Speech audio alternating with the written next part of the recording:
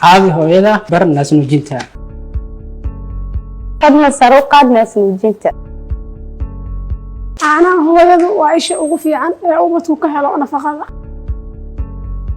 caanaha hooyadu waxay ubadka siiyaan difaac adag hooyo nuuji ubadka si aad farxad u hesho magacaygu waa Dr. Ali Maxamed Socdaal ku takhasusay cudurrada carruurta kana howlgalo isbitaalka jaamacadda Jazeera baranaka jaamacadda Jazeera waxaan aad ugu faraxsanahay maanta inaan dhowr kalimo ka yiraahdo toddobaadka naas nuujinta si aan hor u socono toddobaadkani waxaa lagu jiray wacyigelinta naas nuujinta iyo faa'iidooyinka ay leedahay si wadankeenu uu horumar uga sameeyo xagga naas nuujinta waxaan ogsoonahay naas nuujin ama caanaha hooyada ama bini aadanka waxay yihiin gundhiga ugu fiican ilmaha ay ku koraan jir ahaan iyo maskax ahaanba markay dhashaan wixii ka dambeeyo waxayna wax source amba xagga nafaqada wax bedeli karo caanaha hooyadana aad bay u yaryihiin ama u dhigmi karo aad bay u yaryihiin waxaan ogsoonahay caanaha hooyadu inay ka kooban yihiin all waxyaabaha loo baahan yahay qof bini aadana jirkiisa inuu ku koro maskaxiyan uu koro inay ku kooban yihiin waxyaabaha ugu badan ee aan isticmaalnana ay ka mid yihiin carbohydrate-kii oo ka mid yahay fat-kii ama dufankii ay ka mid yihiin maxaa la yiraahdaa isheega proteins-kii ay ka mid yihiin biyihii ay ka mid yihiin minerals-kii iyo macaadinta kale ee loo baahan yahay intaasba caanaha hooyada way ku dhan yihiin waxaan ogsoonahay caanaha hooyada in dhowr qaybood loo kala saarayo caana la yiraahdo intaysan noqonin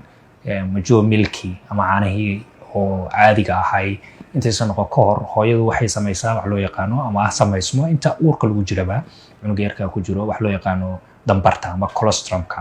waxaan ogsoonahay caanaha dambarta wax badan oo Soomaalida si am researchers-kan ku aragnay ama dadka qaarna la qabanba in ama la daadiyo ama aanan muhiimad weyn loo arkinin mararka qaar dhiirigelinaya una sheegaya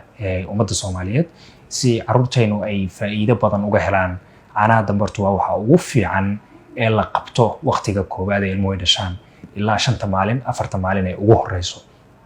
dambartu waxay ka kooban tahay wixii aan ka soo hadlaynay 60 ilaa 70 kilo calorie baa ku jirta la yiraahdaa balitarkiiba waxaan ogsoonahay proteins-kii oo dhan ku jiraan oo ayaguna faa'iido u ah maxaa la yiraahdaa difaaci jirkii oo ay ku jiraan all antibodies-kii ama wax loo yaqaano IgA-dii ay ku jirto oo cunuga yarka difaac u sameeyo lahayd jirkiisa maxaa la yiraahdaa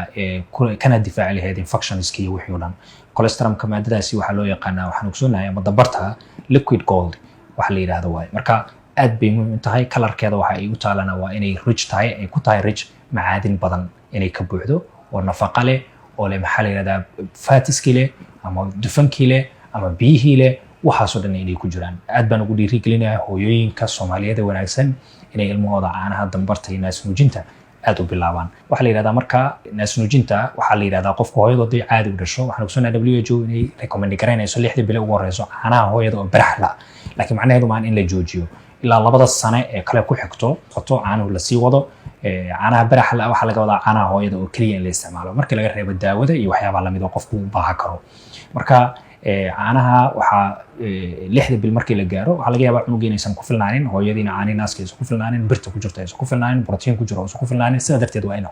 wax kale lagu daro ayaa la soo jeedinaya waxyaabaha faa'iidooyin kale marka maxay yihiin maxaa loogu dhagan yahay caanaha hooyada waxa loogu dhagan yahay caanaha hooyada faa'iidada koobaad waxa waaye inuu cunuga yarka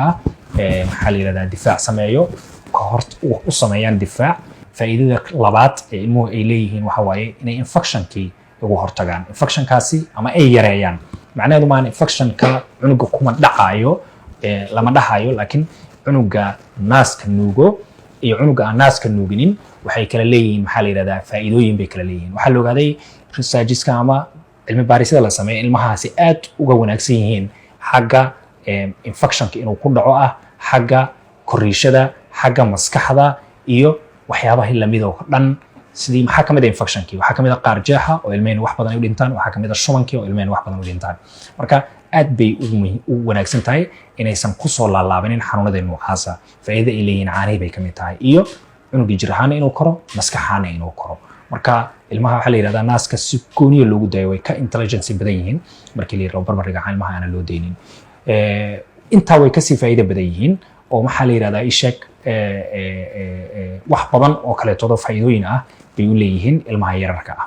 darteed waxaan dhiiri gelinayaa kelimadeeda ugu dambaysa waxaan dhiiri gelinayaa maalin kasta laga hadlaa idaacadaha laga hadlaa qof kasta ka hadlo faa'iidada ay leedahay waa la ogaaday waxaan dhiiri gelinayaa bahda caafimaadka ku dhiiri gelinayaa inay dhiiri geliyaan hooyooyinka xilliyada ay isbitaalka joogaan xilliyada ay ANC-ga ama waxa loo yaqaano ay ku jiraan antenatal care-ka